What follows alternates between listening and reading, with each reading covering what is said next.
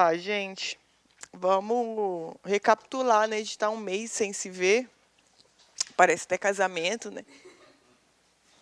Então, olha só. Então, a gente, ao longo das nossas 2 aulas, estudamos sobre fato típico.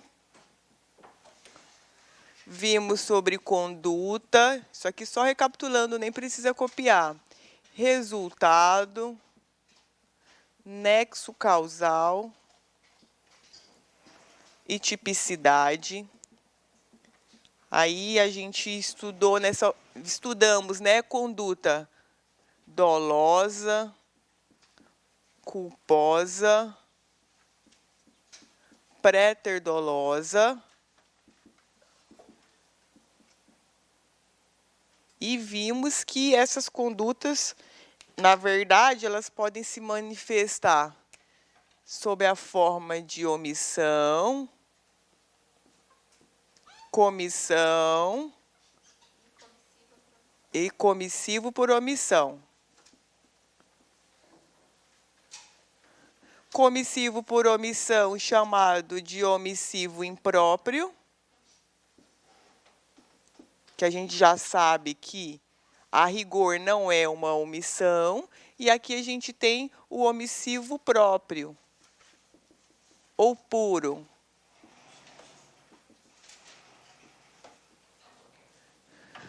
Vimos que dentro desse universo aqui, nós temos defeitos, né? Na minha conduta dolosa e na minha conduta préter-dolosa, que são os erros, lembra? Então, o erro a gente viu que ele nada mais é do que um defeito no meu dolo ou um defeito no meu préter-dolo.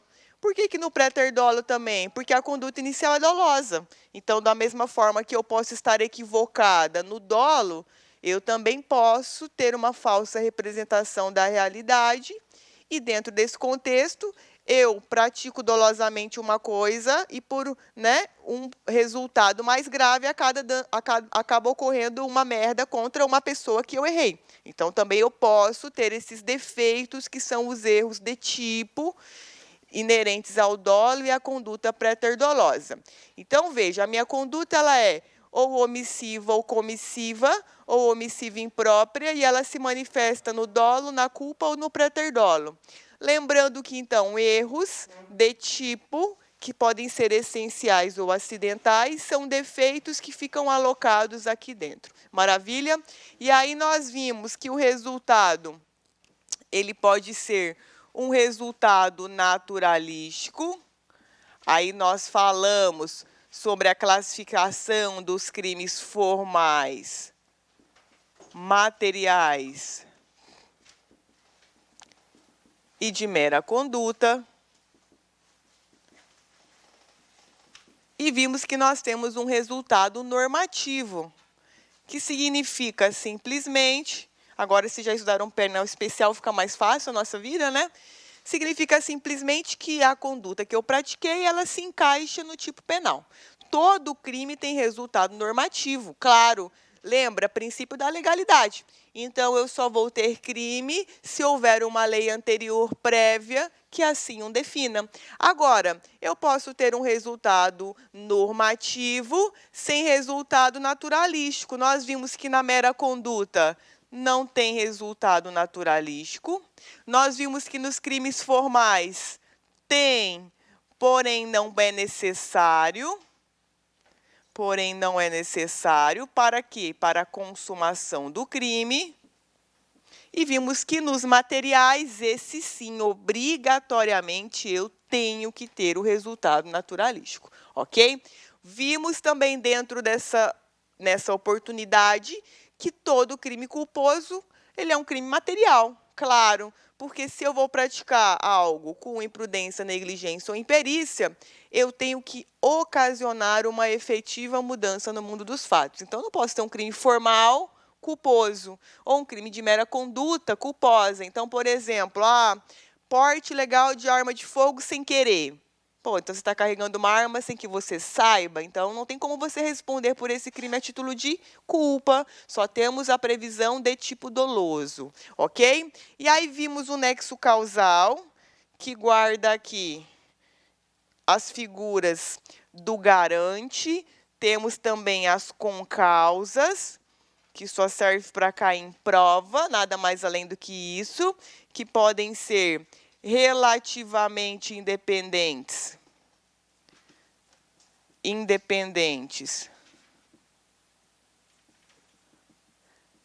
ou absolutamente independentes, que estão lá no artigo 13, parágrafo 1º e caput. Artigo 13, caput, mais parágrafo 1º. E vimos que nós temos aqui também a figura do garante, lembra?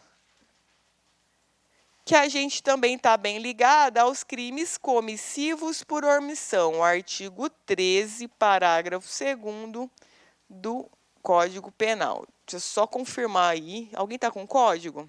Só para não falar bobagem aqui do artigo. Só conferir aqui o parágrafo se é isso mesmo. Não passei? Está nos slides ela. Lembra, comissivo por omissão. Você tem um dever legal de agir, porém você não faz. Só que eu expliquei ela dentro dessa explicação aqui, tá? Mas é que, na verdade, o artigo 13, ele é um artigo que é o do nexo causal. Então, ele, no parágrafo 1º, trata das questões das concausas e a figura do garante fica lá no parágrafo 2º. Eu só quero confirmar aqui o parágrafo para não falar bobagem. Rapidinho aqui.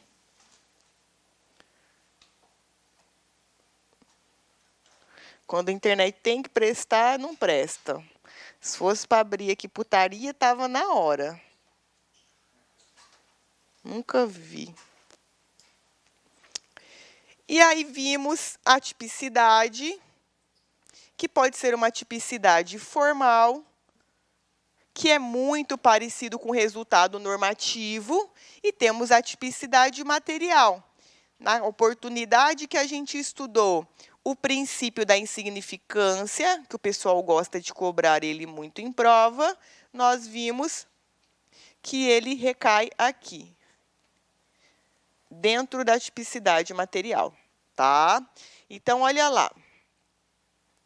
O garante, eu falei com vocês sobre ele quando nós estudamos o comissivo por omissão. É porque, na verdade, a figura do garante, essa classificação, ela serve para ele. Artigo 13.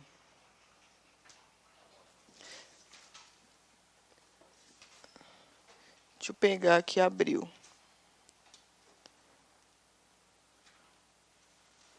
Isso mesmo, tá certo, não estou ficando louca, não. Então, veja, esse artigo 13, parágrafo 2º, para ficar mais didático, na aula eu expliquei aqui em cima, porque a classificação disso daqui existe por conta desse parágrafo 2º, tá? Então, lembra, o garante, ele tem um dever legal de agir, ou ele criou uma situação de risco, ok? Ou ele se colocou em uma situação de garante na qual ele não tinha obrigação nenhuma. Então, eu tenho o caso da pessoa que eu empurrei na piscina, então eu criei uma situação de risco para ela. Eu tenho o caso da excursão que eu vou no ônibus, então eu me coloquei em uma condição de garante quando a lei não o fez, ou uma imposição legal quando eu sou um agente integrante da segurança pública, por exemplo. Ok? E aí vimos a tipicidade formal e a material. Então, isso aqui, só para recapitular, a título de fato típico. Quais são as partes mais difíceis que a gente já sabe? Na minha humilde opinião, as concausas, que vocês têm mais dificuldade, e a questão dos erros que ficam alocados aqui no dolo e no préter dolo. Tudo bem? Então, olha lá. Logo depois disso, nós começamos a estudar a ilicitude. E aí nós vimos que diferente dessa primeira parte do fato típico, na ilicitude, por outro lado, a gente trabalha com uma constatação positiva. A tipicidade formal, ela se aproxima muito do resultado normativo. O resultado normativo significa dizer que a conduta que eu pratiquei, ela ofende um bem jurídico tutelado pela norma. Que norma? Pela lei. Então, por isso, um resultado normativo. Qualquer desses crimes que eu cometa, condutas que se classifiquem dentro dessas modalidades aqui, por mais inofensivas que pareçam, elas possuem um resultado normativo. Por quê? Porque a norma ela está protegendo um bem jurídico tutelado. Lembra? Então, agora que vocês estudaram com o Pedro, com certeza ele falou: crimes contra a pessoa. Qual é o resultado normativo? Qual é a proteção dos bens jurídicos dos crimes contra a pessoa? Vida, integridade física. Então, resultado normativo, todo crime deve ter, ainda que um de mera conduta. A tipicidade formal, ela significa simplesmente que aquela conduta que eu pratiquei, ela se encaixa na descrição do crime. Então, por exemplo, artigo 121, matar alguém. Então, lembra que eu falei para vocês na aula passada que eu posso matar alguém, mas necessariamente eu não pratiquei homicídio. Então, por exemplo, se eu atiro contra alguém em legítima defesa, eu tenho tipicidade formal? Tenho, porque eu matei alguém. Eu tenho resultado normativo? Também tenho, porque eu ofendi a vida de alguém. No entanto, a gente vai ver daqui a pouco que eu estava em legítima defesa. Então, eu não pratiquei o crime de homicídio, muito embora eu tenha matado uma pessoa. Então, o resultado formal, eu costumo dizer que ele é primo irmão do resultado normativo. Sempre que eu tiver resultado normativo, eu tenho tipicidade formal. E sempre que eu tiver uma tipicidade formal, eu tenho um resultado normativo. Porque tipicidade formal, a gente trabalha com o princípio da legalidade. Então, só há crime sem lei anterior, com lei anterior que o defina. Se eu não tenho uma lei definindo aquela minha conduta como sendo criminosa, então não vou ter crime. O fato ele vai ser atípico. Tudo bem? Então, isso a gente estudou nas aulas anteriores. Lembrando, no fato típico, a gente tem que fazer aqui uma análise positiva. Então, nós temos que ter todas essas hipóteses para daí a gente dizer, olha, fulano praticou um fato típico, ok? No meu exemplo da morte em legítima defesa, eu tenho um fato típico. Tenho, porque eu tenho conduta, nexo, resultado e tipicidade. Muito embora, nesse outro pilar de agora, que é o da ilicitude, a gente já saiba que eu estou amparada por uma excludente desse pilar, que é a legítima defesa, ok? Então, veja, no segundo pilar, que é a ilicitude, em verdade, legítima defesa, estado de necessidade, estrito cumprimento do dever legal e exercício regular do direito, a gente vai partir do entendimento de que eu tenho que praticar a minha conduta sem estar em uma dessas hipóteses. Então, por isso que essas quatro, elas são chamadas de excludentes de ilicitude. Elas não são ilicitude. Então, na prova, eles gostam de colocar, são formas de ilicitude, legítima defesa. Não, na verdade, a legítima defesa, ela exclui essa ilicitude, é uma excludente, ok? O que é a ilicitude? É uma presunção que a lei traz para nós de que aquela conduta ela é contrária ao direito vigente. É uma presunção. Tanto que eu falei para vocês na aula o seguinte, quando eu matei uma pessoa e eu sou processada, o promotor ele não tem interesse de falar, olha, coitada, lá ele estava em legítima defesa. Eu tenho que fazer minha correria para provar no processo que eu estava amparada por essa excludente. Então, veja que essa ilicitude aqui, ela é uma presunção, um indício de que aquilo que foi praticado contraria o ordenamento jurídico. Então, se, por exemplo, o juiz está lá na fase de sentença e eu não consegui provar direito à minha legítima defesa, o que ele vai fazer? Ele vai me pronunciar e mandar para o tribunal do júri. Então, por outro lado, se eu tiver praticado um crime que não é do tribunal do júri e ele tiver uma dúvida de que eu realmente estava ou não em uma excludente de ilicitude, o que ele vai fazer? Ele vai me condenar. Então, na dúvida, diante dessa presença ou não de causa de excludente de ilicitude, ele vai me condenar. O que é a exceção da exceção no processo. No processo, o juiz ele tem dúvida, o que ele faz? Ele absolve, para evitar o erro judiciário. Inconstitucional, não sei se vocês estudaram aqui, mas nós temos lá, né? O erro judiciário é um direito fundamental, vedação ao erro judiciário, direito de receber indenização diante do erro do judiciário. Então, para que um juiz ele não condene uma pessoa injustamente, antes ele absolver um bandido, porque ele está na dúvida, do que ele condenar uma pessoa inocente. Mas aqui dentro desse pilar, não. Aqui é diferente. A pessoa que é acusada é que tem que comprovar que está amparada por uma dessas 4 causas. Agora, veja, no Código, nós temos essas 4 causas, tá? E temos a 5ª causa, que é o consentimento do ofendido. Então, só para a gente recapitular que nós já vimos algumas partes dessas excludentes, ok? Então, veja, no estado de necessidade, ele está lá no artigo 24, e aí o que acontece com ele?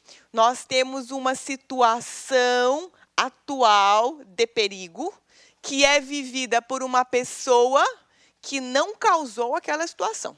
Então, o estado de necessidade, geralmente, é um acontecimento, um fato da natureza ou um fato provocado por terceiro. Veja, fato provocado por terceiro, fato provocado pela natureza. Então, você está lá vivenciando algo que você não deu causa. Veja, não é algo que está para acontecer, é algo que está acontecendo. Então, por exemplo, você está lá no Titanic e tal, com a Rose, e aí os caras falaram, ó, eu tô achando que esse navio vai afundar. Você já pode afogar a Rose e pegar o bote? Não, porque a situação de perigo, ela está sendo iminente, ela não é atual. Então, você tem que esperar a porra do navio começar a entrar água. Aí, tudo bem. Aí, você pode, então, afogar a Rose para pegar o bote dela. No estado de necessidade, em prova, eles adoram colocar justamente isso. Por quê? Os 2 diferenciais que você vai utilizar para ele e para a legítima defesa é perigo atual, ok? E situação que não provocou por sua vontade. Então, veja, você não deu causa àquela situação de perigo, e o perigo ele é atual. Na legítima defesa, nós estudamos que ela é um perigo atual ou iminente. Então, pode ser um perigo que está para acontecer. Então, diferente, né, do estado de necessidade. Então, você está andando na rua, você vê o marciano de chinelinha, calça tectel e camiseta do Corinthians. O que você vai fazer? Você é policial. Pô, você não vai esperar ele ali te assaltar. Você vai fazer o quê? Você ali, legítima defesa, vai repelir uma agressão injusta iminente. Porque ainda ele não sacou a arma, ainda ele não anunciou o assalto, ainda ele não exerceu nenhuma violência sobre você, lembra do roubo? No entanto, você, diante desse perigo iminente, em legítima defesa, revidou ali o ataque do marciano. Então, veja, estado de necessidade não é alguém te provocando injustamente. Ninguém está te provocando. Aconteceu alguma coisa e você está ali numa situação perigosa. E veja, tem que ser uma situação perigosa atual. Não é uma que vai acontecer daqui a pouco. Você tem que estar vivenciando. Por isso, em prova, sempre eles gostam de casar as informações com eventos de natureza. Naufrágio, incêndio, inundação, desabamento. Por quê? São sempre situações que estão acontecendo e você está ali no meio. Ou uma terceira pessoa cuja vida você quer salvar, então você acaba sacrificando o bem de outra pessoa ali, que é a vida de outra. Mas veja, é algo que não foi dado causa nem por quem está sendo salvo e muito menos por você. Agora, na legítima defesa, a gente estudou que ela trata de agressão. Então, veja, não é um fato de perigo, é uma agressão. E essa agressão, ela é injusta. Então, olha lá. Na legítima defesa, essa agressão ela é injusta, lá no artigo 25. Então, você tem agressão injusta,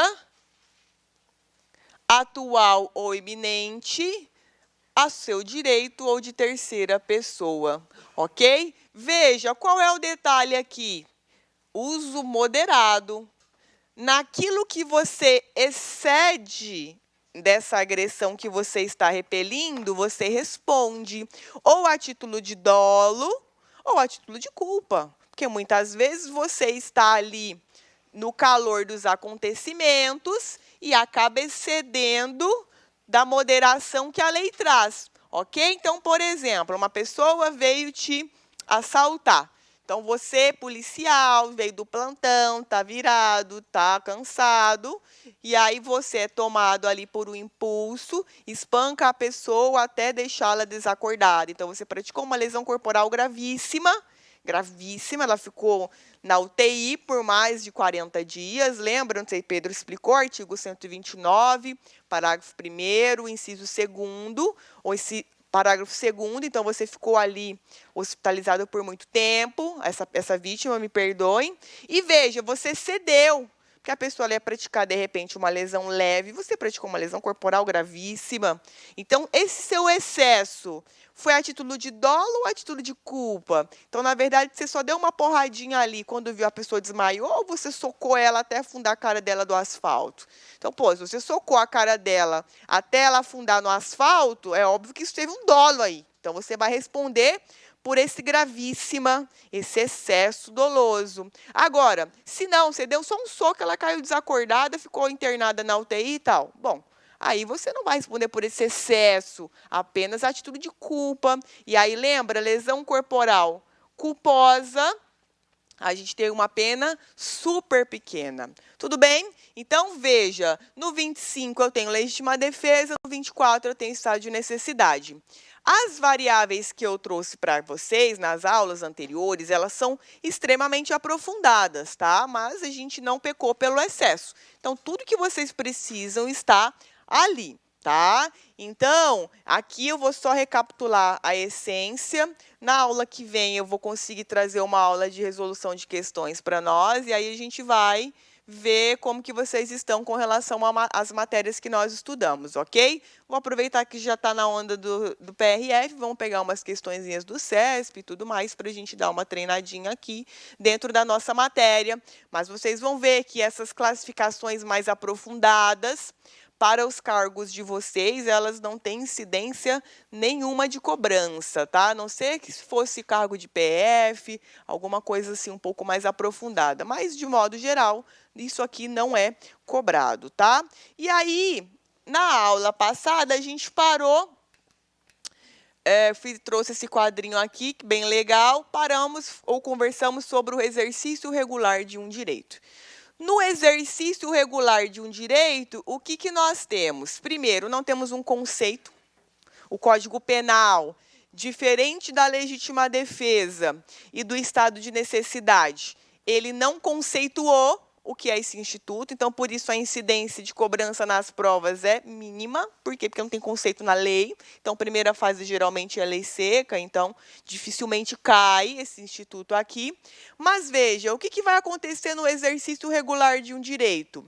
Você, cidadão comum, tem ali a faculdade de exercer um direito que a lei lhe propõe. Então, a lei ela fala, olha, você, qualquer cidadão do povo, você popular, pode, por exemplo, efetuar uma prisão em flagrante delito. Mas, veja, lá nesse artigo da prisão em flagrante, lá está dizendo o quê? É facultado a qualquer do povo. Então, você tem esse direito, mas caso você não exerça, veja, você não é um garante daquela situação, diferente da outra parte do artigo, que diz que os agentes deverão, ok? Então, veja, qualquer do povo poderá e as autoridades policiais e seus garantes deverão. O que é isso? Autoridades policiais e seus agentes deverão. Isso aqui é artigo 13, parágrafo 2º. Isso aqui é o garante.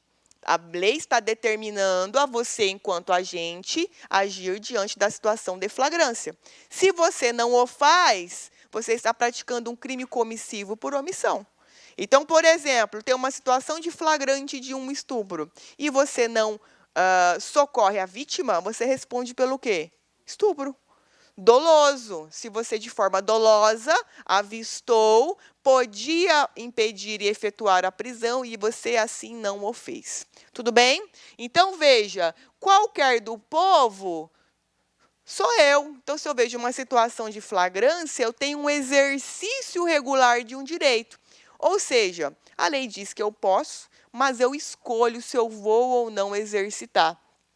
Então, veja, ainda assim, esse exercício regular do direito, ele tem que ser proporcional, é claro. Não vou efetuar uma prisão em flagrante, amarrar a pessoa e sair arrastando na rua. Uma prisão em flagrante, de modo que eu consiga imobilizá-la até a chegada dos policiais, de forma que eu consiga conduzi-la até a autoridade policial ou algum policial militar para dar conhecimento do fato. Então, veja aqui, os requisitos para o exercício regular do direito é proporcionalidade, que você saiba que está em uma situação na qual você pode ou não agir, e isso tem que ser indispensável, ok? Então, você ali tranquilamente pode exercitar essa faculdade que a lei lhe atribui, tá? Mas isso aqui, em prova, o que cai mais são os ofendículos ou ofendículas. O que é isso? Ofendículas é um aparato pré-ordenado que é utilizado para a defesa de patrimônio, não é de vida, nada, é patrimônio. Então, cerca elétrica, caco de vidro, ponta de lança nos muros. Então, o carinha foi lá na sua casa, pulou o muro, escorregou, rasgou a perna, ficou lá pendurado. Você vai responder por lesão corporal? Não, você está no exercício regular do direito, porque você está protegendo a sua propriedade, patrimônio, tá? Agora, não vai querer também, você pegou ele em outro negócio e socou ele lá no muro, né? Sei lá, ele está fazendo uma outra coisa, um estupro, você vai lá e soca o cara lá na lança no muro, né? Dizer, ele queria invadir aqui em casa, né? Não, não pode. Então, no inquérito deve estar demonstrado que era para proteger a propriedade, tá? E aí,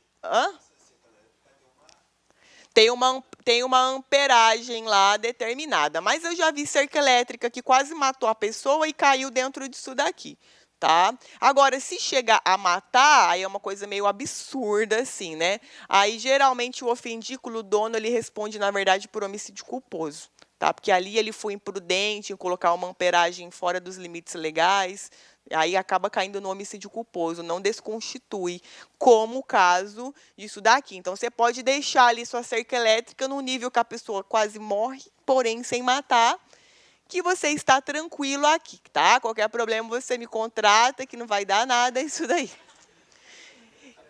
Então, veja, quando o ofendículo ele é acionado, ele repele uma agressão injusta, porque o cara está ali invadindo a sua propriedade privada. Então, veja que o ofendículo, ele não vai sair do raciocínio da injusta agressão. Por quê? O alarme não, a cerca elétrica só foi disparada porque ele estava lá. Ele só foi furado no muro porque ele estava no muro. Então, ele está ali injustamente agredindo a sua propriedade, ok? Então, muita atenção, o ofendículo é causa de exercício regular do direito. Sempre cai em prova para carreira policial, tá? Sobre os ofendículos. E aí nós temos aqui o estrito cumprimento do dever legal, isso aqui para vocês, tá? Agentes públicos, no desempenho de suas atividades, não raras vezes, acabam tendo que, de alguma forma, ofender a esfera privada dos cidadãos. Então, por exemplo, você como policial vai cumprir um mandado de prisão preventiva. Quando você cumpre esse mandado de prisão preventiva, que é uma determinação judicial, você automaticamente vai violar um direito constitucional do preso, que é a liberdade de locomoção dele. Então, é óbvio que quando você está dentro do cumprimento dessas atividades que ou são atribuídas para você pela lei ou são atribuídas por decisão judicial, você está no exercício regular do direito. Então, aqui, no 301, na parte final, isso aqui é estrito cumprimento do dever legal. Então, se você vai efetuar uma prisão em flagrante da pessoa na via pública, e aí você determina que ela saia do carro, você a conduza até a delegacia para a lavratura do auto de prisão em flagrante, veja, nesse caso, você está aqui em um estrito cumprimento do dever legal. Então, a lei impõe a você a obrigação de efetuar essa prisão em flagrante. Tudo bem? Da mesma forma que o exercício regular do direito, isso aqui não tem conceito no Código Penal. Então, também a incidência de cobrança nas provas é muito pequena. Geralmente, eles só perguntam dentro do contexto da ilicitude, aí você já se dá bem sabendo que isso aqui é uma excludente, né? Não tem conceito, então as bancas elas não costumam cobrar. Essa intervenção, o que vai acontecer? Ela trabalha com liberdade de locomoção, integridade física e, muitas vezes, a própria vida. Como assim? Uai, você está perseguindo o cara está de carro, o cara capota o carro e explode o carro. Pô, ele morreu. Por que ele morreu? Porque você estava em perseguição. Fazendo o quê? Estrito cumprimento do dever legal. Então, você não vai ser responsabilizado criminalmente pelo homicídio dessa pessoa que morreu dentro do carro capotando porque estava fugindo da viatura. Justamente porque você estava ali e no estrito cumprimento do dever legal. Tá? Então, aqui eu tenho o 301 que eu trouxe, acabei de falar. E aí, pessoal, nós temos aqui excesso nessas justificantes ou excludentes, tá? O que é isso? Na prova, às vezes, eles colocam assim, excesso nas justificantes. Olha o nome, não precisa decorar, basta a gente entender. Justificante, o que é? Eu estou justificando uma coisa que eu fiz. Então, eu fiz essa coisa por legítima defesa, por estado de necessidade, estrito cumprimento do dever legal e exercício regular do direito. Então, eu tenho, muitas vezes, um excesso nessa minha justificação. Em prova, eles dificilmente colocam excesso nas excludentes de ilicitude, porque ficaria muito fácil. Então, eles colocam excesso nas justificantes. Então, não é errado se você criar uma premissa para memorizar, por exemplo, de que excludente de ilicitude poderia ser uma excludente de justificante, porque a rigor são a mesma coisa. Estou ali justificando a razão pela qual, num primeiro momento, eu pratiquei um fato típico. Lembra? Estamos dentro do pilar da ilicitude e, portanto, o primeiro pilar está completo. Ainda que você tenha praticado uma excludente, tenha esse amparo, fato típico você praticou. Ok? Se eu não chego nem a preencher o fato típico, nós nem discutimos legítima defesa. Nada. Então, por exemplo, fulano praticou um crime, furtou um pedaço de pão para comer. Então, veja. Você vai aplicar insignificância para isso? Se você aplicar, você nem vai analisar estado de necessidade. Porque, veja, muitos entendem que furto famélico, que é quando a pessoa passa fome, é estado de necessidade. Você vive uma situação de fato, qual é? Miséria, pobreza absurda, e você sacrifica bem jurídico. Qual? O patrimônio do dono do pão. Mas para poder o quê? Se alimentar. Então, veja, nesse caso, se o juiz ele entende que é insignificante, lá dentro da tipicidade material, você nem vai analisar estado de necessidade, você nem conseguiu preencher o fato típico ainda. Agora, se o juiz entender que não, ele escalou o supermercado, então é um furto qualificado, portanto, não merece insignificância. Aí, você vai analisar, bom, então, estado de necessidade para ele, porque ele pulou para pegar o pão para comer. Então, pessoal, lembra, se estamos aqui dentro, é porque o fato típico ele já foi analisado e ele já foi superado. Já está para trás, ok? Então, veja, vocês, muitas vezes, vão praticar excessos, horrores isso aqui, né? Os agentes adoram excludente de ilicitude, agente da área policial, isso aqui é a vida do pessoal, tá? Então, às vezes, você cede né, no estrito cumprimento do dever legal, né? Então a pessoa chega toda arregaçada na delegacia, na sua viatura, alguma coisa aconteceu ali, né? Você fala, ela caiu, não sei o que aconteceu, né? Semana passada eu fui acompanhar um preso e falei, meu Deus, teve UFC na viatura? Porque estava todo moído ele, não estava nem vendo o olho dele. Falei, o que aconteceu aqui? Aí os caras, não, doutora, relaxa, teve uma briga lá no Peladão, os caras brigaram, briga de torcida, e a gente foi lá ajudar, né? Falei, entendi. Então, não foi nada com vocês, né? Aí eu falei para ele, aí, filho, você quer falar na audiência de custódia? Ele, não, doutora, deixa quieto, né? Nem dava para ver o olho dele, né? Eu falei, você vai me contratar? Você está me vendo? Ele falou, não, vou contratar a senhora. Apanhou igual um cachorro lá. Com certeza os caras deram um cacete nele, né? Então, veja, excedeu. Esse excesso no estrito cumprimento do dever legal, porque os caras foram lá no Peladão, separar uma rixa e meteram o pau em todo mundo lá da delegacia. Os policiais, todo mundo, briga de todo quanto é lado.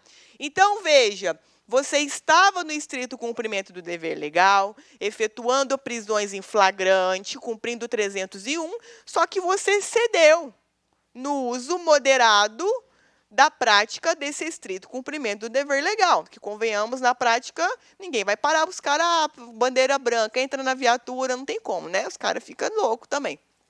Então, veja, se você excede e esse seu excesso ele é excusável, lembra, erro de tipo essencial, excusável? Se é excusável, ele é perdoável. Ele é, né, você vai dizer assim, bom, eu no seu lugar teria feito a mesma coisa, eu teria também me excedido, porque estava numa rixa de briga de torcida, eu não ia chegar lá com a mão abanando também, eu ia chegar na voadeira para prender os caras, ninguém ali ia chegar com bandeira da paz. Então, veja, se eu, no lugar dessa pessoa, tivesse tido a mesma conduta, ou, ainda que como assistindo ali essa dinâmica delitiva, eu não culparia essa pessoa, a forma como ela efetuou essa prisão. Veja, nesse caso, se esse excesso não é devido a dolo nem culpa, é algo que simplesmente aconteceu pelo calor dos acontecimentos, tipo, você não premeditou, ai meu Deus, vou dar 5 pauladas nesse cara aqui. Ou você não foi também sequer imprudente, você simplesmente ali agiu naquilo que achava que era ok. Veja, nesse caso, não vai poder ser exigida do agente outra conduta que não aquela por ele adotada. Qual é o efeito? Não responde por nada, não vai responder por esse excesso, porque ele é um excesso desculpável. Então, geralmente, mais policiais militares, né? Os policiais militares, eles têm muitos procedimentos administrativos. Por quê? Porque são eles que realizam a polícia ostensiva das ruas. Então, veja o que acontece. Eles efetuam várias prisões, conduzem para as delegacias especializadas, e aí os policiais civis fazem o trabalho de acompanhamento e depois investigam aquela notícia de fato que chegou com a prisão em flagrante. Então, a PM faz a prisão na rua, no estrito cumprimento do dever legal. Muitas vezes ela se excede naquilo ali, ok? E aí, veja, conduz para a delegacia e na delegacia vocês, policiais civis, fazem o posterior acompanhamento. Então, é difícil você ver um policial civil fazendo uma prisão em flagrante, a não ser que seja uma operação policial, ok? Então, os PMs, eles sofrem muito com isso daqui. Por quê? Como são eles que fazem a coleta na rua, a prisão, a condução, aliás, coercitiva, porque a prisão mesmo a gente só tem quando é lavrado o APF, né? O APF ele é um procedimento, o que acontece? Os caras têm muita sindicância, procedimento administrativo disciplinar, inquérito policial militar. Por quê? Porque praticou ali, em tese, uma lesão corporal nesse excesso aqui. E aí, nós, advogados, a gente bate em cima dessa tese, dizendo, olha, na situação de perigo que estava, o policial militar ele agiu de forma moderada, a gente tenta encaixar nesse excesso excusável para desconstituir essa responsabilização no âmbito criminal, lá na Justiça Militar, e também administrativo, porque ele recebe penalidade, advertência, suspensão, aí ele quer uma promoção, ele não consegue, porque ele está respondendo por esse procedimento administrativo. Alguns policiais civis também passam por isso, porque os caras querem remoção. se tem uma sindicância. Não pode, ok? Então, a gente sempre tenta trabalhar aqui dentro. Então, por exemplo, às vezes o carinha está espancado na rua já, apanhou e tal, se chegou lá, policial civil levou ele para a delegacia. Se ele, na audiência de custódia, fala que você socou a cara dele, você está fudido. Porque vai instaurar uma sindicância contra você na corregedoria da Polícia Civil e você vai ter que se defender disso daí, dizendo, olha, já estava assim, como que você vai provar isso? É difícil. Então, é muito complicado a vida dos policiais, mas quando isso acontece, a gente tenta trabalhar aqui dentro para derrubar esse excesso. Tudo bem, pessoal? E...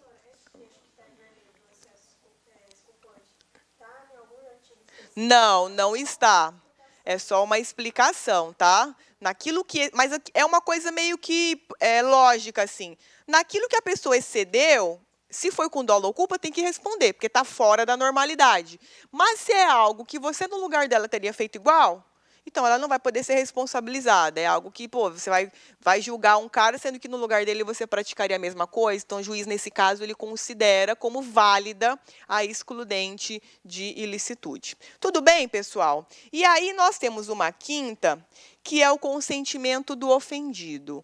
Esse aqui não está no código. Então, veja, estado de necessidade 24, legítima defesa 25, estão no Código, inclusive com conceito. Estrito cumprimento do dever legal e exercício regular do direito, nós temos um artigo que não fala o que é. E o consentimento do ofendido não está no Código Penal. Tudo bem? Por ele não estar no Código Penal, ele recebe o nome de discriminante supralegal. Por que supra? Porque não está na lei, ok? Então, veja, vocês estiveram aqui com Pedro Aborto? Crimes contra a vida, não sei se ele chegou a dar. Pedro Silas, ele deu aborto? Então, lembra, só para a gente pegar um exemplo da parte especial. O que estão rindo? Ah, Pedro Aborto? Não, ele não tem como ele abortar, né? Não sei.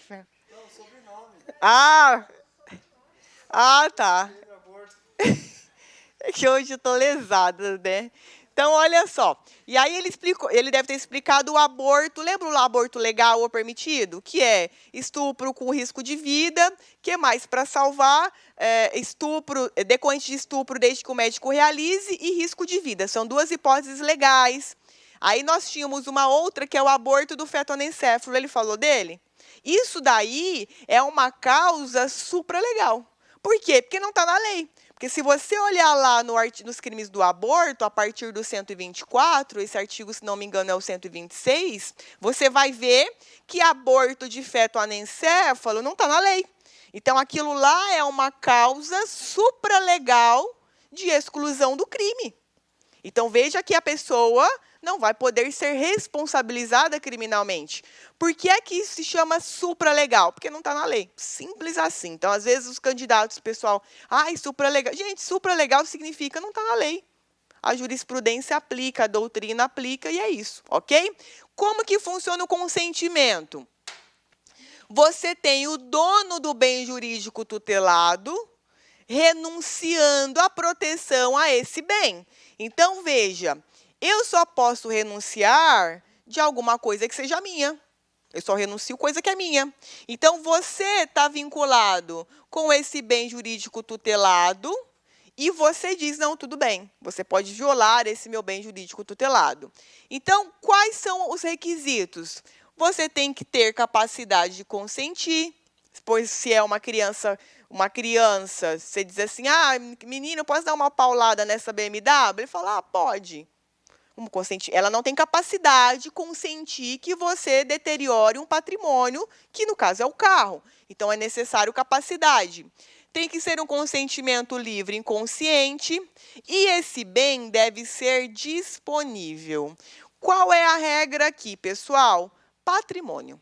Patrimônio é algo que você pode dispor. Então, por exemplo, integridade física, não. Integridade sexual, não. Vida, não. Ok? Esses bens, como eles são relacionados com direito fundamental, direito constitucional, você não pode dispor. Então, a vítima, ainda que seja dona desse direito fundamental, o Estado ele não vai deixar que ela disponha desse direito. Então, aqui, consentimento do ofendido só é válido para direito patrimonial, regra, bens patrimoniais. Tudo bem, pessoal? Aí aqui nós temos uma discussãozinha sobre lutadores de UFC, o que seria, né? Então, os caras apanham lá, fica tudo deformado. Geralmente, a gente entende que é um exercício regular do direito, porque você tem ali uma legislação desportiva que autoriza você a praticar esse desporto, dentro ali do uso moderado, né? Então, veja que você está amparado ali por uma normatização, ok? Não entra aqui em consentimento. Por quê? Porque integridade física, a vítima não pode dispor. Tudo bem, pessoal? Alguma dúvida até aqui?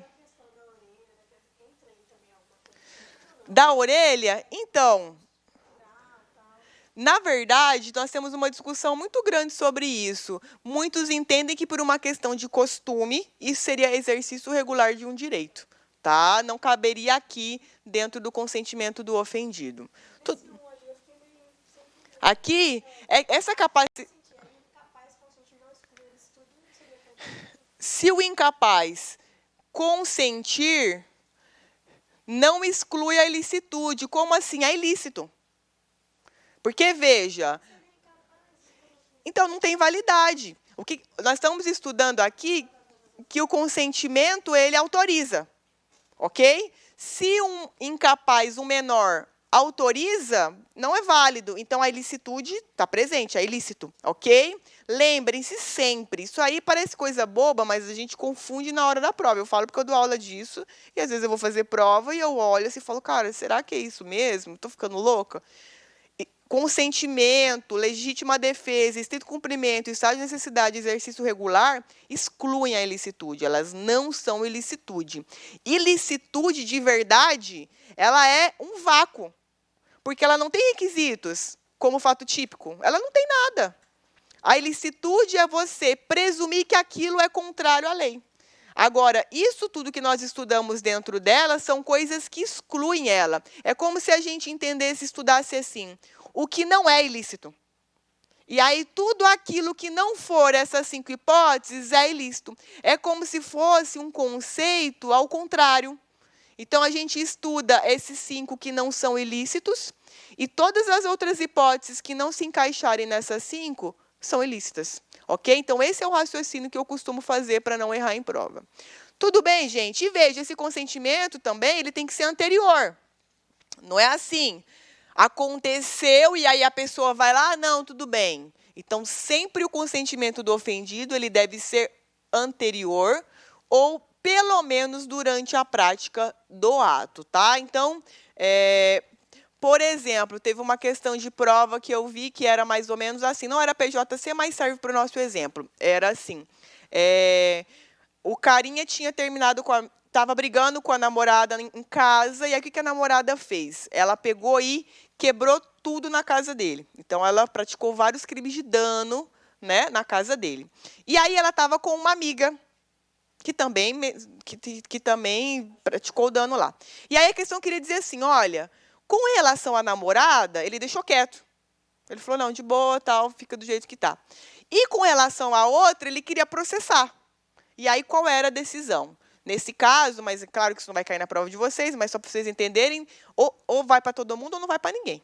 Ou você consente para as duas ou para ninguém.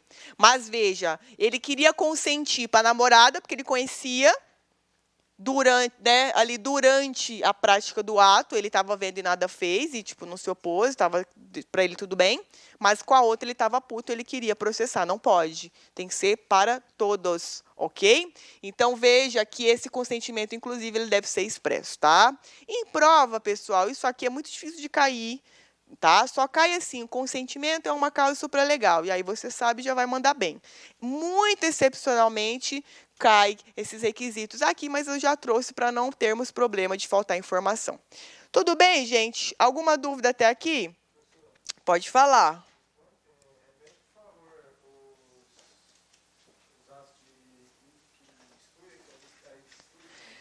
Necessidade, legítima defesa, estrito cumprimento do dever legal, exercício regular do direito e consentimento do ofendido, tá? Sempre lembra assim, o que não é ilicitude. Se não for uma dessas 5, é ilícito. Então, aí é um critério de exclusão. Tudo aquilo que não se encaixa nas 5 hipóteses vai ser ilicitude, tá? E aí, pessoal, aqui a gente tem as discriminantes putativas, tá? Se não me engano, eu já meio que dei essa aula aqui. Eu estou vindo, assim, um replay que essa aula eu já dei aqui. Mas vamos falar rapidamente. Nas discriminantes putativas, então, olha só. A gente estudou excesso nas justificantes, lembra? Então, justificante significa a mesma coisa que excludente de ilicitude. Exatamente igual. Quando a questão diz, fulano estava praticando em justificante, significa que ele estava dentro de uma das 5 hipóteses. As questões de prova, às vezes, trazem excesso nas justificantes, que significa simplesmente que você exagerou dentro de uma das 5 hipóteses, ok?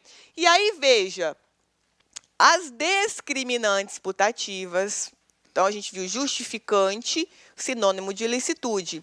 Discriminante putativa significa dizer que você aparentemente está em uma excludente de ilicitude, quando, na verdade, você não está. Então, você comete ali um erro com relação à interpretação da situação.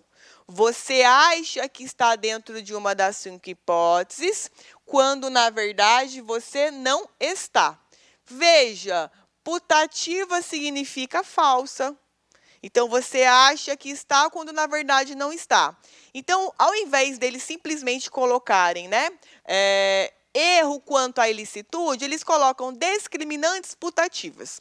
Então, significa dizer que você está equivocado quanto à autorização de estar dentro de uma das 5 hipóteses. Há um erro de interpretação ali, você está errado quanto a estar amparado por uma dessas 5 hipóteses. Então, veja, apesar de discriminante significar excludente de ilicitude, só a discriminante putativa é uma excludente falsa. Então, você pode colocar assim, ilicitude barra, aliás, excludente de ilicitude barra justificante barra discriminante. Então, discriminante, justificante, ilicitude são sinônimos. Excesso na justificante, excesso nas excludentes de ilicitude. Discriminante putativa, putativa vem de falsa, então significa que você fez uma merda achando que estava amparado dentro de uma das 5 hipóteses.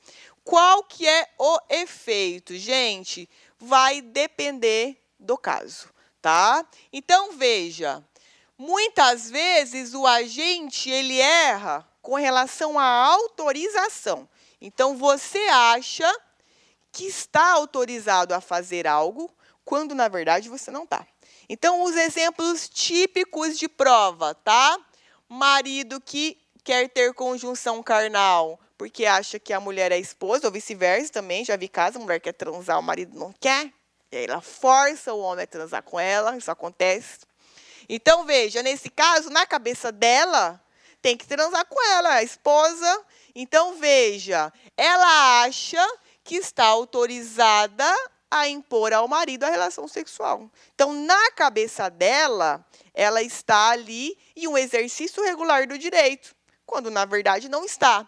Então, veja, nesse caso, o agente acha que está autorizado a revidar a agressão. Então, por exemplo, o marido acha que está autorizado a manter conjunção carnal, ainda que violentamente, quando esta se recusa. Então, o que vai acontecer? Ela vai transar com o cara não quer transar com ela. Então, o que ela vai fazer?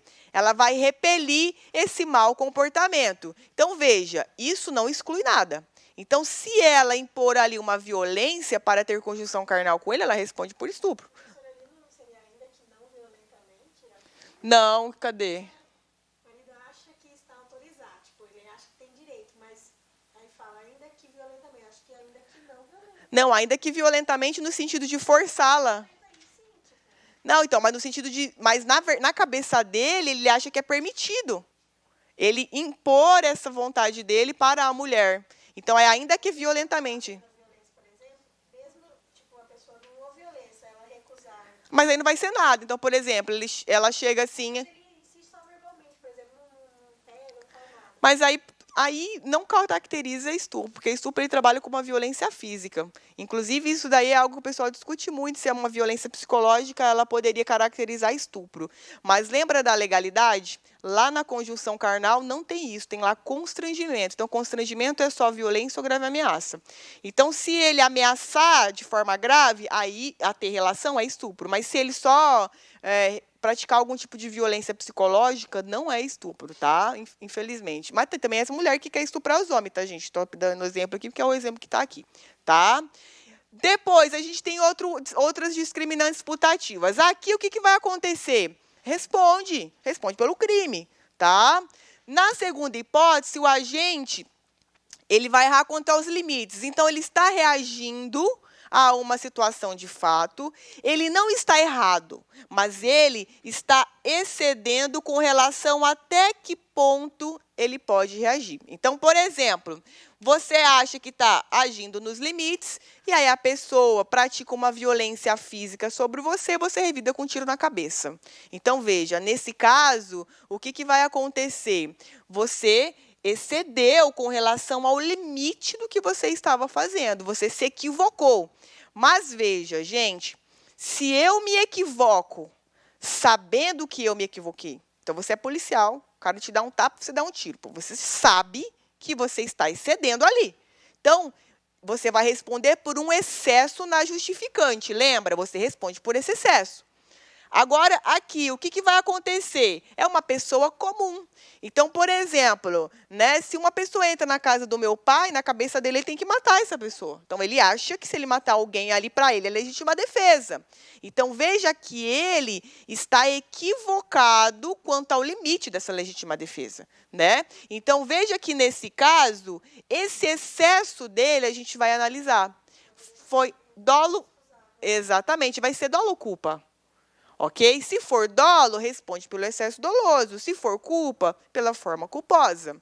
Se for invencível, ou seja, se nós no lugar dele tivéssemos feito a mesma coisa, e se nós fôssemos avisados que aquela paulada ia matar a pessoa, a gente não fizesse, exclui o crime. Ok? Mas aí vai depender caso a caso. Mas isso não se preocupem agora. Vamos só aprender o feijão com arroz, tá?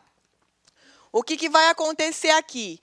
O agente ele sabe o que faz, só que na primeira hipótese ele acha que ele pode, então eu acho que eu posso. Então, por exemplo, estou lá, eu ia falar na Havana, nem sei se pode usar droga lá em Havana, em Cuba acho que não, né? Estou lá como que é aquele que pode?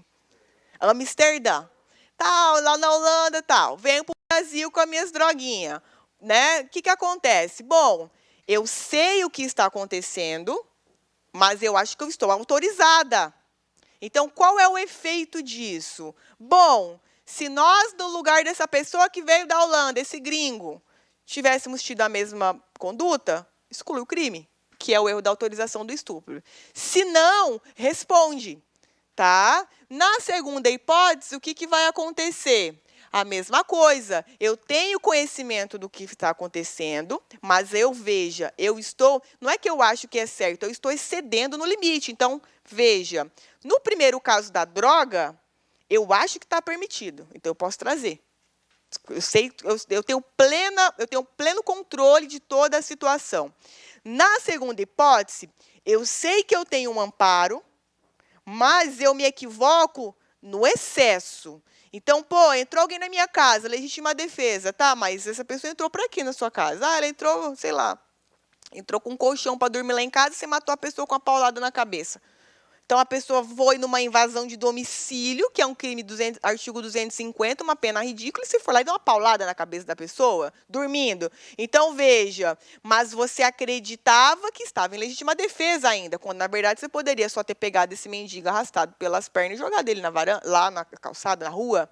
Quando você pega ele, arrasta ele pelo colchão e joga ele na via pública, isso aí é o quê? Constrangimento ilegal, que é um crime, artigo 146. A pessoa é constrangida a fazer algo que ela não quer, mas você está repelindo uma invasão de domicílio com constrangimento ilegal, tudo bem. Está dentro de uma plausibilidade. Vocês estão rindo? Gente, gente, mas é só para a gente entender que eu dou esses exemplos absurdos. Não, mas eu dou esse exemplo absurdo para entender. Mas veja,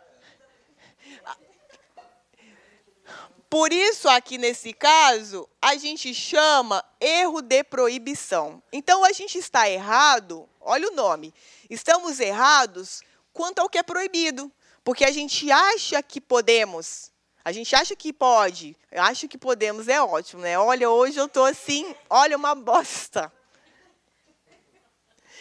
Porque tem uns 10 dias que eu não estou dando aula, deve ser, não é possível. Então, veja, depois edita ali essa porra aqui, que eles não estão editando. O Marciano veio falar comigo, eu estou fazendo piada dele, ele está sabendo. Então, veja, esse excesso, então, das discriminantes putativas, do que eles colocam em prova? Trabalham esse nome, discriminante putativa, com esse nome aqui, erro de proibição indireto. São sinônimos, exatamente a mesma coisa, só que eles misturam. Então, vamos recapitular que isso daqui dá muita confusão. Então, a gente tem justificante. O que mais que a gente tem, que a gente viu? Discriminante.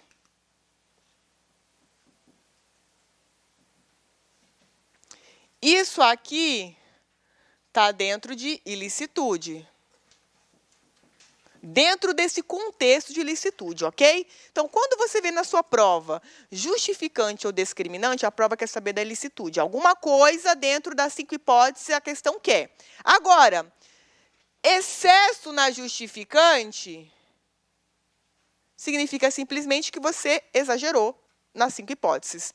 Discriminante, sozinha, se ela vem sozinha, significa só uma das 5 hipóteses. É sinônimo de excludente de ilicitude, se vier discriminante. Agora, discriminante putativa, olha o nome, falso. Então, você acha, mas na verdade não é. Ok? Agora, veja, quando você está na discriminante putativa, isso é chamado de erro de proibição indireto. Tá? Então, veja, se a questão trouxer assim, fulano praticou um erro de proibição indireta, o que ele quer saber? O que essa porra quer saber? Discriminante putativa. Então, a pessoa ela está equivocada com relação a uma das 5 hipóteses de excludente de ilicitude. Tudo bem? Então, são nomes muito parecidos e eles trocam, isso aqui dá uma confusão danada, isso aqui. Tá? Mas isso aqui, pessoal, é muito aprofundado. Tá? A gente está vendo num grau para delta, digamos assim. Mas é para não... Porque, às vezes, eu já dei aula em cursinho que eu expliquei menos, e aí os alunos vinham com as dúvidas depois. Então, é melhor eu já explicar o mais complexo, e aí, na pior das hipóteses, depois a gente repete isso daí, já deixa o material com vocês. Tudo bem, pessoal? Agora, veja, essas 2 primeiras hipóteses, então, você sabe o que está fazendo, mas está fazendo merda. Então, você sabe... Não é que você não tem consciência daquela droga que você está levando. Você sabe que está levando, mas acha que pode. A mesma coisa no excesso aqui na discriminante putativa, tá? Agora, dentro da discriminante putativa, nós temos uma situação de erro que não é com relação à autorização e nem com relação aos limites. É com relação ao fato. Então, você interpretou o fato de forma errada. Então, você supõe uma situação de fato que não existe. Então, veja, na primeira variável de discriminante putativa, que nós podemos chamar de erro de proibição indireto, a gente tem 2 hipóteses, autorização e limite. Aqui é fato, então essa aqui é mais fácil de memorizar. Você interpreta uma situação, acha que está na legítima defesa, quando na verdade não está, que é o caso do Marciano. Então, você está lá no SESI. Chega o Marciano de sunga branca. Mentira, gente. Você tá na rua, vou pegar outro professor, que eu tô pegando só ele, tadinho. Quem tá dando aula aqui mais de homem? É. Ah, o Pedro é juiz, ele me prende, né? O Bodão. Não, quem que é o outro condicional? Ah, Kleber, aí. Você tá lá na Lua Morena. Aí tá lá Kleber. Chega Kleber num local ermo, com uma bermudinha camuflada, uma rasteirinha de pérola, lá no zero. Aí você fala, meu Deus, vai acontecer alguma coisa aqui. Ele vai me assaltar. Então, veja, você pega policial, cansado, saindo do serviço. Por que estava andando ali? Que queria ali também? Foi caçar confusão, né? Tava lá passeando. Então, você viu ali que você foi procurar uma coisa, viu outra, né? Primeiro parecia uma criança no zero. Aí você chegou lá e falou, cara, eu vou levar essa criança pro pai dela, porque ela tá sozinha. Quando você chegou, era o Kleber. E ele tava de rasteirinha, calça camuflada e tal, top. E aí ele pôs a mão no bolso. Aí você falou, porra, vai me matar aqui, né? Então o que você vai fazer? Você vai tirar contra ele. Quando você, depois que ele caiu, que você olha, ele estava, na verdade, tirando o espelho para passar o batom, que ia começar o trabalho dele. Então, veja, você ali... Você tá saindo da delegacia ali, passa lá na 13 de junho e vê uma criança na esquina. Aí você fala, cara, essa criança aqui é abandonada. Aí você chega, o Kleber, que tá de shortinho, a rasteirinha, com uma cara meio fechada e botou a mão no bolso. Falou, isso é bandido, né? Quando você olha, foi pegar o espelho e o batom, que ele ia se preparar. Então, veja, nesse caso aqui, você está com um problema de interpretação do fato. Então, na verdade, você não sabe exatamente o que você está fazendo. Diferente no erro de proibição indireto. Lá você sabe e acha que pode. Por isso o nome é erro de proibição. Porque você está errado quanto a achar que aquilo pode. Agora, aqui não é isso.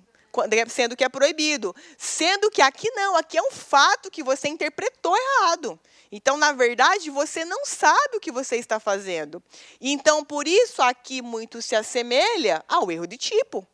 Porque se você ali na esquina fosse avisado, é uma cilada, sai fora, você não iria matar ele. Então, veja, se é um erro de tipo inevitável, então, se qualquer um de nós nessa situação, tivéssemos visto o Kleber nessa situação, teríamos agido da mesma forma. Bom, então, nesse caso, não vai responder por nada, é inevitável. Qualquer um teria interpretado isso como sendo uma movimentação de assalto ou uma movimentação de homicídio, né? Vou dar um exemplo melhor do Marciano com blusa do Corinthians, 10 horas da noite, saindo ali no centro, né? De chinelinha havaiana e bermudinha. Então, e baby look, regata. Veja, qualquer um de nós, no lugar desse policial, teríamos efetuado o disparo contra o Marciano. Então, qual é o efeito? É o de tipo inevitável, não vai responder por nada. Agora, se é evitável, não, eu acho que exagerou quando atirou no Kleber, porque, pô, ele não tem nem tamanho, ainda que fosse pegar uma bazuca ali, a reação dele seria a mínima, não daria, você dava um safanão nele ali, já empurrava ele, ele já caía, tá? Então, veja, nesse caso, você queria matar? A rigor, não. Então, você responde por um homicídio culposo, tá? Então, o que vocês têm que, assim, lembrar mais do erro de proibição indireto, mas vocês têm que lembrar, acima de tudo, que essa discriminante putativa, ela trabalha sobre essas duas vertentes. Uma é fato. Então, veja, se é interpretação de fato errada, o que vai gerar em você? Um defeito na sua conduta. Se é defeito na conduta, é problema no dolo. Se é problema no dolo, é erro de tipo. Lembra? Dolo é erro de tipo. Problema no dolo é erro de tipo. Agora, se é autorização ou limite de uma autorização, erro de proibição indireto. Porque nessa outra vertente, não é que você interpretou errado, é que, na verdade, você achou que podia fazer, quando, na verdade, era proibido para você. Tudo bem? Então, em prova, eles gostam de casar essas informações com erro de tipo. Por quê? Porque gera confusão. Porque a gente pensa muitas vezes que, pô, se é discriminante putativa e está dentro da ilicitude, não é a mesma coisa que erro de tipo. Mas, na verdade, é. Por quê, gente? O que são essas discriminantes putativas? São 5 situações de fato em que eu faço alguma coisa. Se eu faço alguma coisa, isso não é conduta? É conduta. Se é conduta, eu analiso dolo, culpa, preter dolo. Então, é óbvio que a gente vai cair no limbo do erro de tipo, porque estado de necessidade eu faço alguma coisa, é uma conduta positiva, exercício regular, consentimento do ofendido, estrito cumprimento do dever legal, tudo é conduta. E se a minha conduta está com defeito, eu vou analisar isso dentro do erro de tipo. Então, por isso, né, o pessoal fica com confusão quando, na verdade, não precisa. O que a gente tem que entender é que essas 5 hipóteses são conduta. É conduta. Só que a gente está analisando sobre um outro enfoque. Mas, veja, quando uma dessas 5 hipóteses que são condutas estão com problema, qual é o tratamento que a gente vai dar? Tratamento de erro de tipo. Tratamento de erro de tipo. Tudo bem, pessoal?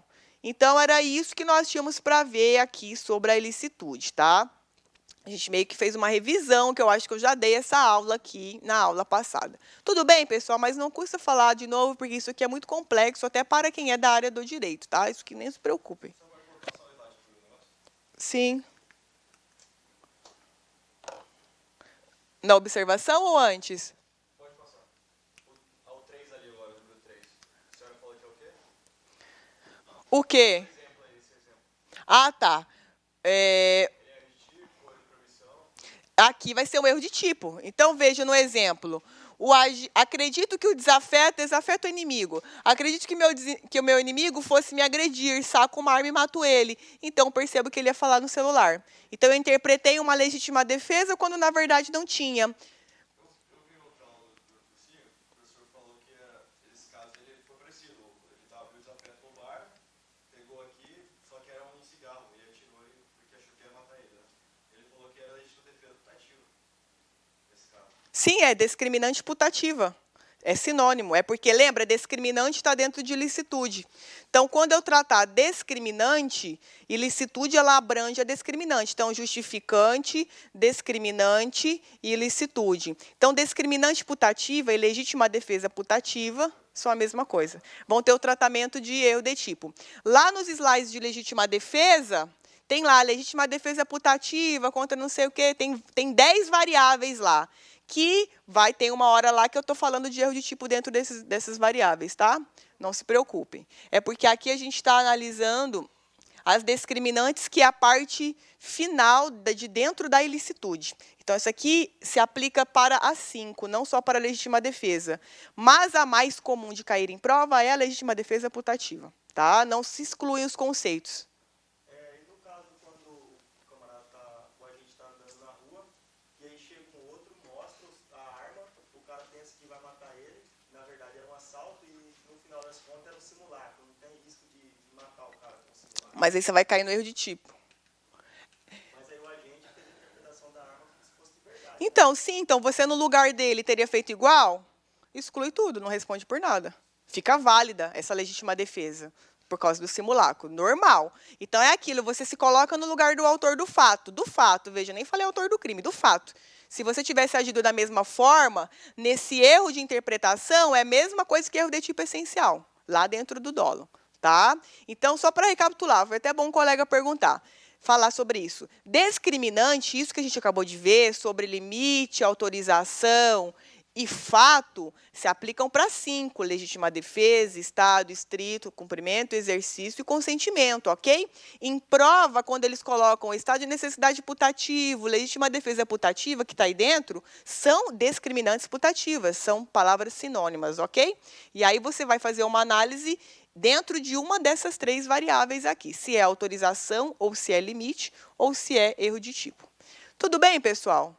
Então, assim, depois vocês deem uma estudada, porque isso é muito, eu acho confuso isso. Excludente com justificante com discriminante. Para mim, é a parte mais complexa que tem aqui na ilicitude. Tudo bem, gente? Alguma dúvida?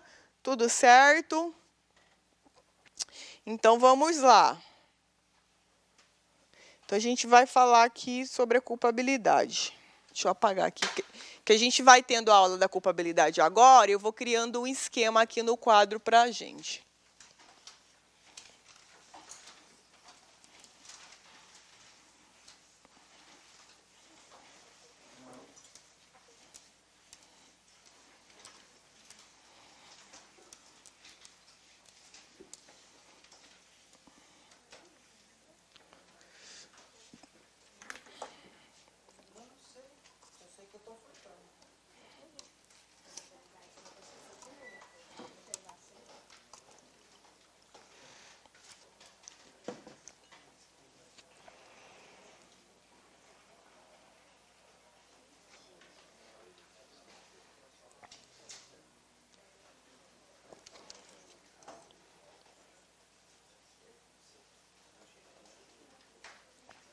Então, olha só, pessoal.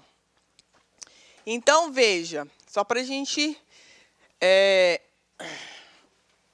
entender aqui, de forma mais fácil, vou ver se eu consigo ser bem didática. Fato típico e ilicitude são aspectos objetivos do crime. Então, vocês estudaram aqui com Pedro Silas os crimes em espécie, né? Então, eu não sei, provavelmente ele colocou crime tal, elemento subjetivo, dolo ou culpa. Ele chegou de colocar? Todos colocam essa classificação. Esse elemento subjetivo que ele coloca, dolo ou culpa, significa simplesmente que ou essa conduta foi dolosa ou ela foi culposa. Mas, sobre o ponto de vista do crime, isso é aspecto objetivo. Então, quando você estuda lá que o elemento subjetivo do crime pode ser doloso ou culposo, simplesmente quer dizer o seguinte para você, que isso, subjetivo do sujeito. Então, ou o sujeito pratica isso com dolo, ou ele pratica isso com culpa. Isso é o elemento subjetivo do crime. Agora, sob o aspecto do substrato do crime, da teoria do crime, fatotípico e ilicitude são aspectos objetivos do crime. Por quê, gente? Justamente porque a gente não precisa saber da pessoa que praticou. A gente vai fazer uma leitura do crime, nós terceiros, e vamos entender se teve ou não fato típico e se teve ou não excludente de ilicitude. Por isso, nós dizemos e nós chamamos que fato típico e ilícito é chamado de injusto penal. Injusto penal. Porque, veja, se, por exemplo, eu avisto uma pessoa sacando uma arma e a outra atirando nessa pessoa que sacou a arma, eu não preciso saber da pessoa que matou que ela estava em legítima defesa. Não preciso.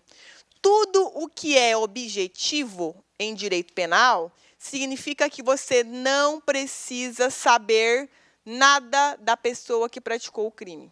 Não no momento de análise dessa parte objetiva dos nossos 3 pilares. Então, veja, fato típico e ilícito são os aspectos objetivos do crime. Veja, eu não falei elemento objetivo do crime, eu falei aspecto. Quando vocês estudaram a parte especial, e o Pedro falou lá, elemento subjetivo do crime, esse elemento que ele quis dizer a vocês são os componentes do crime, né? Por isso, elemento. Aqui nós vamos analisar o aspecto objetivo do crime, de forma ampla, dentro dos 3 substratos. Então, veja, tudo aquilo que não demanda juízo de valor, a gente chama de injusto penal, que é a parte objetiva. Por isso, não é chamada de subjetiva. Tudo aquilo que é subjetivo na nossa matéria é aquilo que demanda juízo de valor. Praticou com dolo ou culpa? Pô, eu tenho que saber da pessoa, tem que olhar. É dela. Por isso, um elemento subjetivo, porque está dentro de uma conduta que está dentro de uma pessoa. Agora, se essa conduta está dentro do fato típico, eu preciso saber da pessoa que praticou? Não. Não preciso. Eu vou fazer uma leitura como terceiro dessa dinâmica e vou dizer, olha, teve dolo. Ah, não, teve culpa. Ah, não, teve nexo. Ah, não, era estado de necessidade. Agora, veja. Quando a gente estuda a culpabilidade, aqui a gente faz uma análise do aspecto subjetivo do crime. Por quê?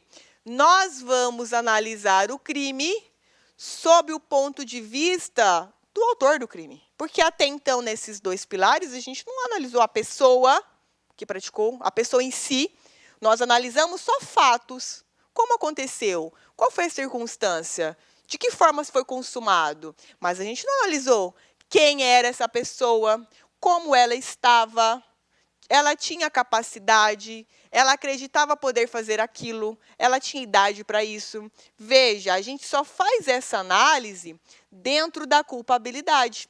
Então, qualquer questão referente à pessoa do criminoso, à pessoa do autor do fato, você vai fazer na culpabilidade. E na culpabilidade, são informações que a gente precisa do autor do crime. Porque senão a gente não sabe, não tem como saber, na maioria dos casos. Então, por exemplo, uma pessoa efetuou um disparo. Suponhamos que essa pessoa ela tinha 17 anos, mas ela era gigante. Então, você olha como um terceiro ali e vai falar, pô, essa pessoa é adulta. Mas a rigor lá, ela é nascida em tal ano e ela tem 17 anos. Então, veja, ela praticou um injusto penal, mas sob o aspecto da culpabilidade, sob o ponto de vista dela, ela não pode ser responsabilizada criminalmente. Por quê? Porque ela não tem idade. Então, veja que é uma análise do crime do ponto de vista do autor do crime. Ah, fulano era doido. Então, na culpabilidade você analisa isso. Fulano estava drogado, na culpabilidade. Estava embriagado, na culpabilidade. Estava cumprindo ordem do delegado de polícia. É na culpabilidade. São aspectos, são informações que, se você fizer a leitura só do crime, você não consegue saber. Você não sabe.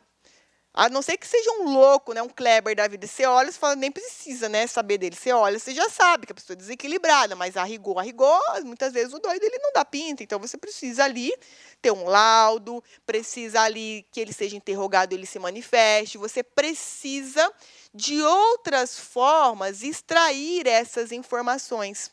Então, por isso que a culpabilidade ela é um aspecto subjetivo do crime, porque aí você vai analisar ele sob o ponto de vista do autor, ok? E aí, veja, nós temos 3 substratos da culpabilidade e, dentro da culpabilidade, o primeiro deles é a imputabilidade. Imputabilidade significa simplesmente você atribuir a alguém a prática de alguma coisa. Isso é imputar. Então, fulano está imputado nas penas do crime tal. Bom, significa que ele vai ser responsabilizado nas penas de um crime tal. Que ele vai responder criminalmente por tal crime. Você está atribuindo a ele a prática de determinado crime. Então, veja, juízo de reprovação, que é extraído da análise de como o sujeito ativo se situou e se posicionou pelo seu conhecimento e querer diante do episódio injusto. Que episódio injusto? Do injusto penal, do fato típico ilícito. Esse episódio injusto significa fato típico e ilícito. Então, se você está já na fase da culpabilidade, significa dizer que já teve fato típico e ilícito. Você já está lá no final do substrato do crime. E aqui na culpabilidade, a gente volta para uma análise positiva. Então, a gente tem que constatar a presença de todas as hipóteses de imputabilidade, ok? Então, veja como que funciona. A imputabilidade significa atribuir a alguém a prática de um crime, tudo bem? E aí a gente tem o primeiro pilar, que são as hipóteses de inimputabilidade. Então, veja, se imputabilidade é a possibilidade de atribuir a alguém atribuir a alguém a prática de um crime,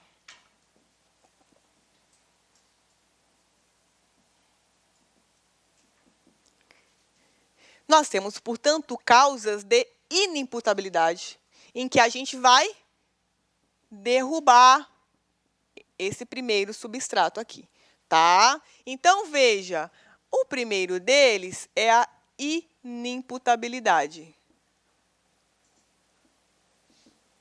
Significa dizer que não é imputável. O IN significa o contrário. Então, você, dentro dessas situações, não vai poder imputar a alguém a prática de um crime, ok? Dentro da imputabilidade, o que nós temos de importante que você tem que saber? Só esse substrato da culpabilidade, somente a imputabilidade, ela, na verdade, ela não vai excluir o crime, a imputabilidade, a ausência dela. Então, se uma pessoa pratica algo e ela é inimputável, não quer dizer que ela não responde, diferente da ilicitude ou do fato típico. Aqui significa que ela vai ser isenta de pena. Isenção de pena. A regra, que a gente vai ver as exceções. Significa dizer, então, que a rigor, ela é processada e julgada, mas na hora da sentença, ela não vai sofrer uma pena privativa de liberdade. Ela vai sofrer uma outra sanção. Então, veja, fato típico e ilícito. Se eu derrubo um dos aspectos desse pilar, eu não tenho crime. A pessoa ela não é responsabilizada de nenhuma forma. Ok? Se ela for processada, ela é absolvida. Se ela é investigada, o inquérito arquiva, não tem nada. Agora, na inimputabilidade, dentro da imputabilidade, a nossa regra é isenção de pena. Ou seja, a pessoa ela responde, mas ela não vai sofrer uma pena privativa de liberdade. Ela vai sofrer algo que se chama medida de segurança, tá? Que daqui a pouco eu vou falar sobre ela.